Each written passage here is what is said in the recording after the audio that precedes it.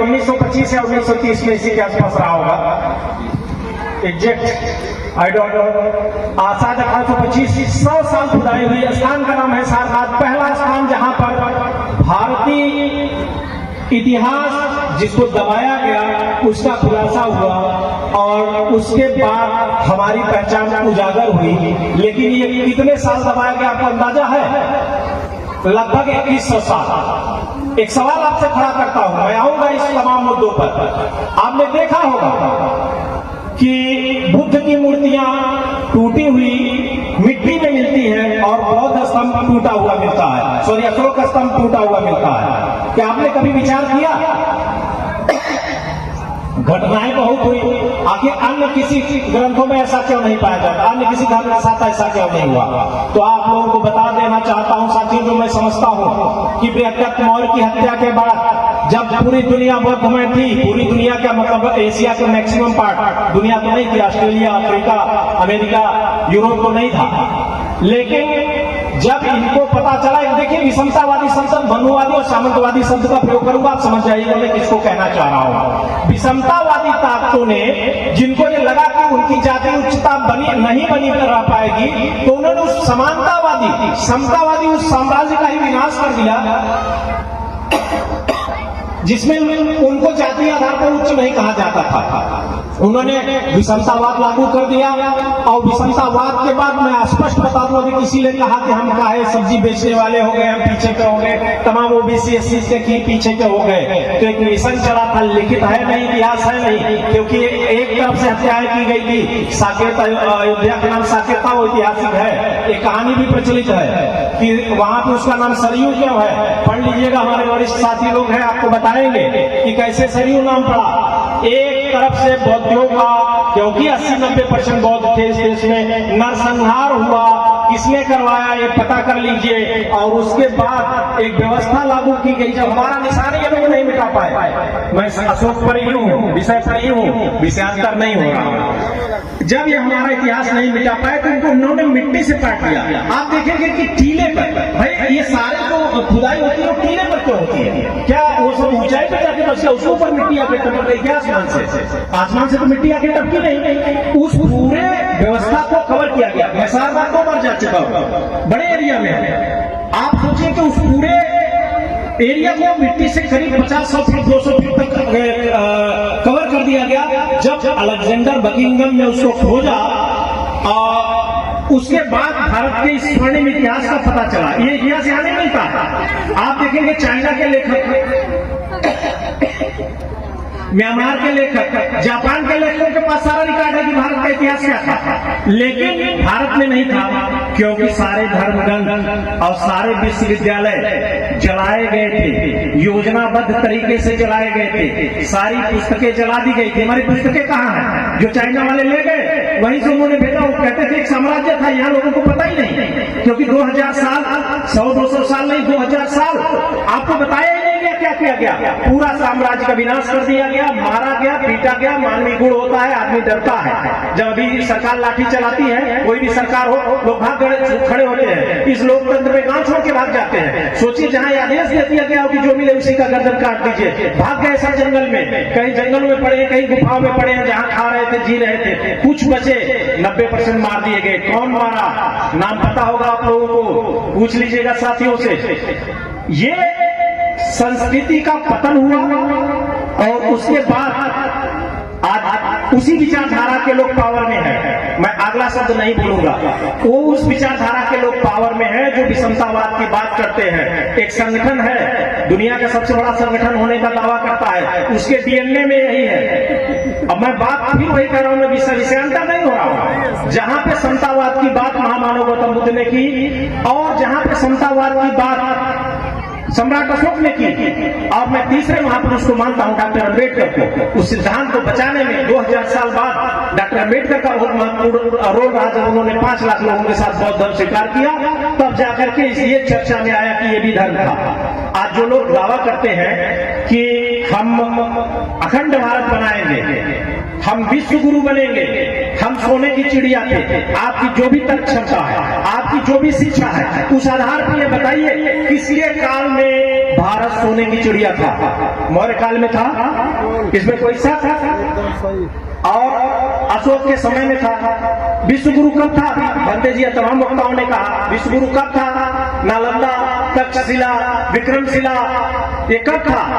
जब विदेश से पढ़ने आते थे तो हम विश्वगुरु थे। आज जा रहे हैं कैम्ब्रिज ऑक्सफोर्ड, हमारा लड़का अमेरिका में पढ़ता, बड़ा सीना चौड़ा हो जा रहा है। वो लोग हमारे यहाँ पढ़ने आते थे। किसका कार्य था? अशोक का कार्य था, अशोक का काल था। विश्वगुरु हम कब थे? सोने की चिड़िया हम थे। अखंड भारत बनाएंगे। निर्लज्जता की सीमा पार करने वाले वो लोग जो उस विचारधारा का पतन करना चाहते हैं, वो कहते हैं हम अखंड भारत बनाएंगे। आप में इतनी क्षमता नहीं है कि आप अखंड भारत बनाएं। ये मौर्यवंशियों के रक्त में वो उबाल था, वो क्षमता थी कि जब तलवार निकलती थी तो योद्धाओं के पसीने निकल आते थे और गला सूख जाता था। बता रहे हैं कि वो विश्वगुरु बनाएंगे, विश्वगुरु बनाएंगे। कहां से बना दोगे भैया? अभी एक काल्पनिक पात्रों की बात करें, कहीं कुछ बना दो शुरू हो जाओ, अब यहीं से सब कुछ होगा। हम कहते हैं बीमार हो जाओ तो वहीं लेट जाओ, आपकी आस्था से लेट जाओ, वहीं से इलाज हो जाएगा। बौद्ध धर्म को वैज्ञानिक धर्म क्यों कहा जाता है? बुद्ध ने कहा था, तो मैं बहुत ज्यादा पढ़ता हूं, वकील आदमी हूँ, साइंस स्ट्रीम का स्टूडेंट हूँ, तो साइंस पढ़ा, फिर वकालत में आ गया। अभी इतिहास पढ़ा नहीं, अभी कुछ सालों से इतिहास पढ़ रहा हूँ, थोड़ा थोड़ा जानकारी है, बहुत अच्छी जानकारी नहीं है, एक्सेप्ट कर रहा हूं मैं। लेकिन जरा सा ये सोचिए कि बुद्ध ने ये कहा कि मैं ईश्वर नहीं हूं, न मैं ईश्वर का संतान हूं, न मैं ईश्वर का दूत हूं, मैं मनुष्य हूं, मैं कुछ कहता हूं इसलिए मत मानो, तर्क करो, अगर वो सही है तब मानो। अपदीपो भव, ये तो वैज्ञानिक हुआ ना। आज बौद्ध धर्म को मानने वाला जापान टेक्निकली सबसे बड़ा देश है, छोटा सा देश है लेकिन टेक्निकली सबसे बड़ा है। मेड इन जापान कोई प्रोडक्ट होता है बड़ा हाई क्वालिटी का। अगर आपकी मोटर व्हीकल में जितने भी हैं उनके जो मोटर्स होते हैं वो नंबर 1 का अगर प्रोडक्ट है तो वो जापान का है, क्योंकि वो आस्था में नहीं कि सब प्रभु की मर्जी से होगा। प्रभु आएंगे, पाप धुल देंगे, हमारी बीमारी सही कर देंगे, हमें बच्चा पैदा कर देंगे। आजकल कई लोग बच्चे भी पैदा करवाते हैं कि प्रभु हमें बच्चा पैदा कर 1 किलो लड्डू चढ़ाएंगे, 20 किलो लड्डू चढ़ाएंगे। क्या ये प्रैक्टिकली पॉसिबल है? Any god can do this? No, any god can do this. ये प्राकृतिक चीजें हैं। मैं ये बताना चाहता हूं उस विषमतावादी लड़ाई ये 23 से 24 साल 100 साल पहले की है, उनकी उच्चता बनी रहनी चाहिए। इसलिए उन्होंने सम्राट अशोक का नाश किया और मौर्य वंश का नाश किया, और उसके बाद जो घटनाएं हुई आप लोगों को पता है। तो साथियों, ये स्पष्ट रूप से मैं बताना चाहता हूं कि विषमतावादी ताकतें जो आपको डराती है, देखिए डर का दूसरा नाम है आस्था। आपको डर है कि आपके साथ कुछ हो जाएगा, कहीं दंडवत हो गए। आस्था तार्किक हुई है। दुनिया को मैं एक बात बताता हूं, देश के प्रथम सभ्य 1008 आदरणीय मोदी जी कहते हैं कि मैं बुद्ध के देश से आया हूं। मेरा सवाल वही है, अगर किसी को राजनीतिक लग रहा हो तो मैं माननीय उच्च न्यायालय में अधिवक्ता हूं और एक पर कोई फर्क नहीं पड़ने वाला। कोई FIR आज तक नहीं ऐसे जहरीला बोलता होगा। तो आप जब जाते हैं कि मैं बुद्ध के देश से आया हूं, तो आप यहां आकर के किसी ने चर्चा किया, वहीं आते हैं काशी में टन टन टन, बगल में ही 5 किलोमीटर सारनाथ है, जाते क्यों नहीं भाई? आप बताते हैं कि मैं बुद्ध के देश से आया हूं और बुद्ध की पहचान पे आप नहीं जाते, सारनाथ क्यों नहीं जाते? ये आपको मंथन करना है, मैं किसी को कोस नहीं रहा हूं।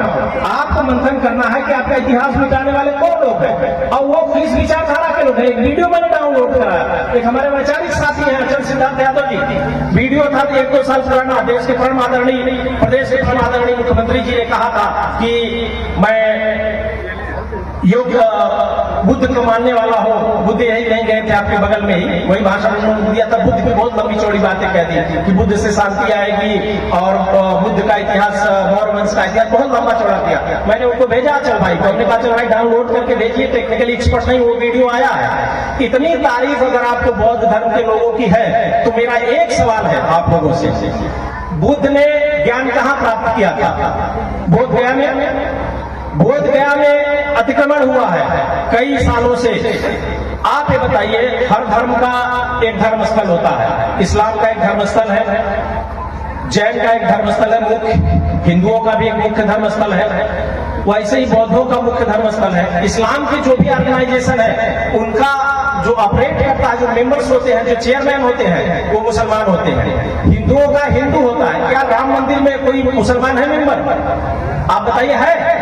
कोई मुसलमान नहीं है। जैन मंदिर में कोई मुसलमान है? नहीं है। किसी हिंदू या मुसलमान में कोई हिंदू है, कोई इस्लामिक ऑर्गेनाइजेशन हो वहां पे कोई हिंदू है, लेकिन बोध गया जहां पे महामानव गौतम बुद्ध ने ज्ञान प्राप्त किया था वहां का ऑपरेट गैर बौद्ध क्यों कर रहे हैं, ये आप पे सवाल है।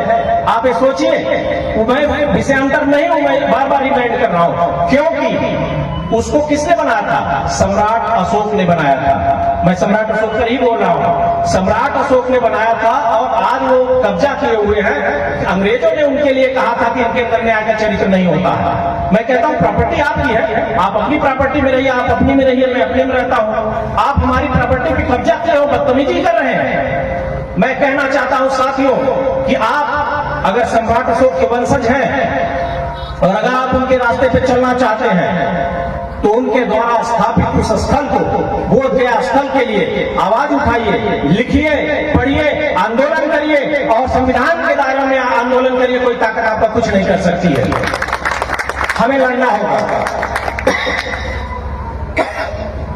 एक दो कहानियां प्रचलित है, मुझे लग रहा है सत्य है। जब सम्राट अशोक ने बौद्ध धर्म स्वीकार कर लिया, ये बात मैं एक दो बार और बोल चुका हूं, तो शांति हो गई। तो राज्य का मामला था, तो छोटे छोटे जो राजा थे जो उनके अधीन थे उन्होंने तलवारें उठाना शुरू कर दी।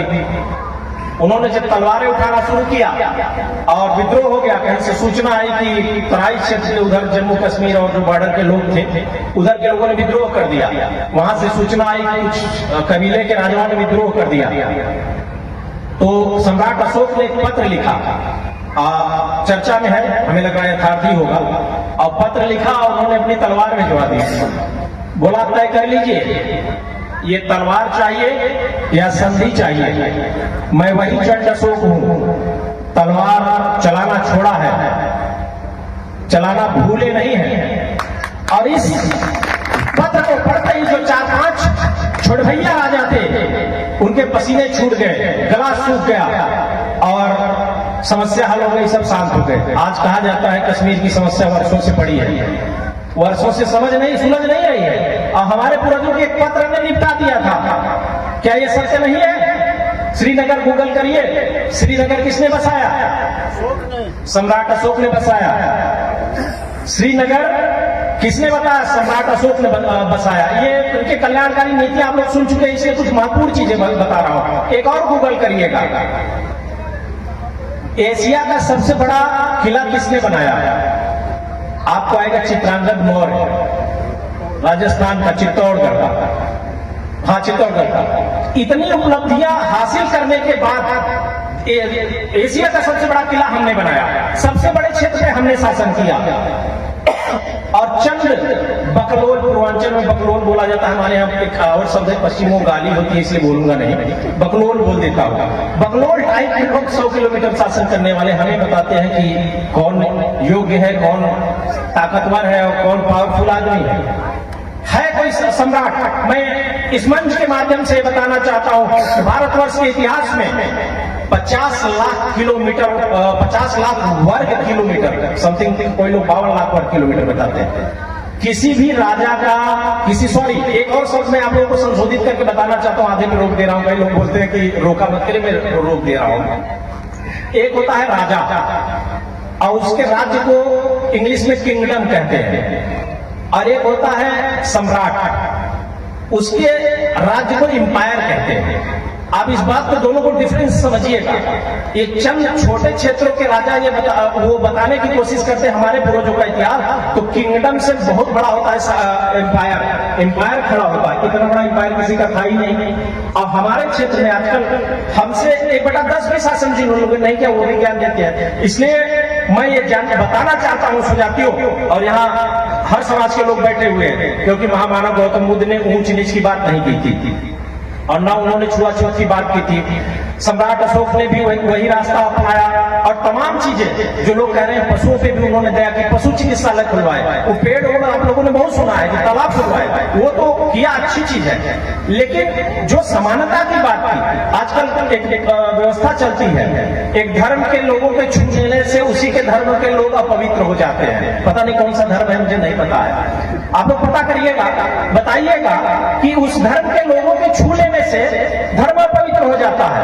लेकिन सम्राट अशोक ने जिस धर्म को स्वीकार किया था वहां किसी के छूने से कोई अपवित्र नहीं होता है।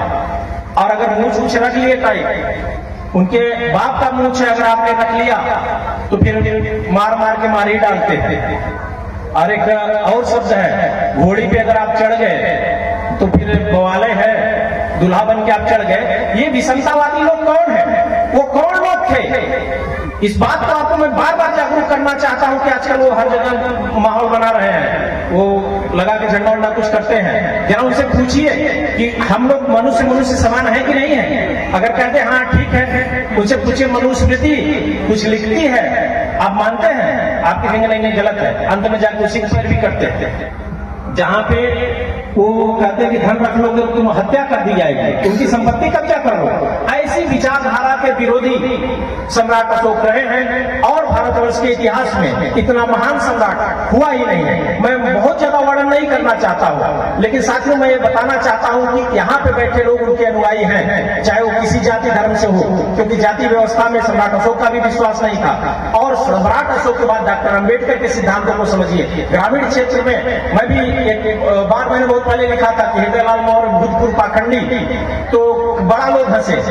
जब युवा आता है ना तो उसको जो बताया जाता है, जो चीजें वही वो समझ लेता है। आज भी हमारे समाज में बहुत सारे लोग पाखंडी हैं, लेकिन डॉक्टर अम्बेडकर के सिद्धांत, महामानव गौतम बुद्ध के सिद्धांत और सम्राट अशोक के सिद्धांत पाखंड मुक्त थे, पाखंड युक्त नहीं थे।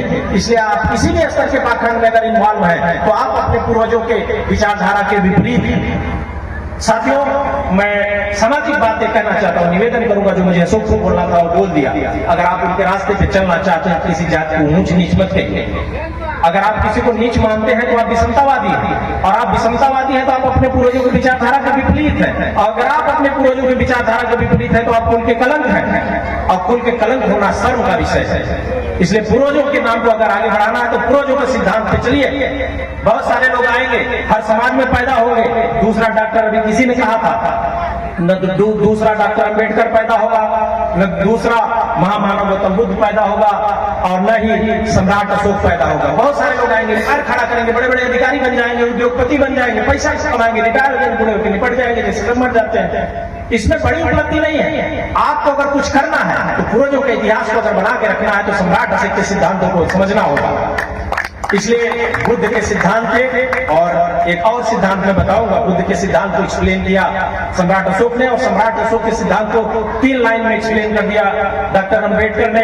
और मैं अक्सर बोलता हूं, क्योंकि जो भी पढ़े लिखे लोग हैं वो सब जानते हैं, कुछ युवा है गांव के जो शायद न सुने हो, इसलिए मैं उनको बताना चाहता हूं। शिक्षित बनो, संगठित रहो, संघर्ष करो। भंते जी ने भी यही दूसरी भाषा में बोला था, मराठी में बोला था, ये हिंदी में, चूंकि हम लोग हिंदी भाषी हैं। आप ये सोचिए कि आपकी संख्या कितनी है। आपकी संख्या है उत्तर प्रदेश में 85% और बिहार में है 90%। बाबू जगदेव कुशवाहा का एक नारा था, 100 में 90, 190 भाग हमारा। और हमारी विपरीत विचारधारा के लोग हमारे भाइयों को अपने साथ लेकर के चलते हैं और हमें ही मार पीट रहे हैं, हमारा ही आरक्षण लिए जा रहे हैं, हमें ये अधिकार नहीं मिल रहा है, हमें ही यूनिवर्सिटी में नंबर काट दिया जा रहा है, हमारे ही प्रोफेसर नहीं है। और चीफ सेक्रेटरी राष्ट्रपति और प्रधानमंत्री के भवन में आप लोग लगे क्या है, बहुत बड़ी चीज होती है, सीनियर IAS होता है। एक डीएम आपका अपना आइडियोलॉजी का आ जाए तो हजारों काम हो जाते हैं। इस चीज को आपको समझना होगा, और समझिए कि इस विचारधारा के लोगों ने कितना OBC SC या हमारी विचारधारा के कितने SHO बनाए हैं, मतलब थाना अध्यक्ष बनाए हैं, कितने DM बनाए हैं, कितने SP बनाए हैं, और आपका काम क्यों नहीं हो रहा है, ये सब समझिए। इन्हीं शब्दों के साथ मैं अपने वाणी को विराम देना चाहूंगा। बहुत बहुत धन्यवाद, बहुत बहुत आभार।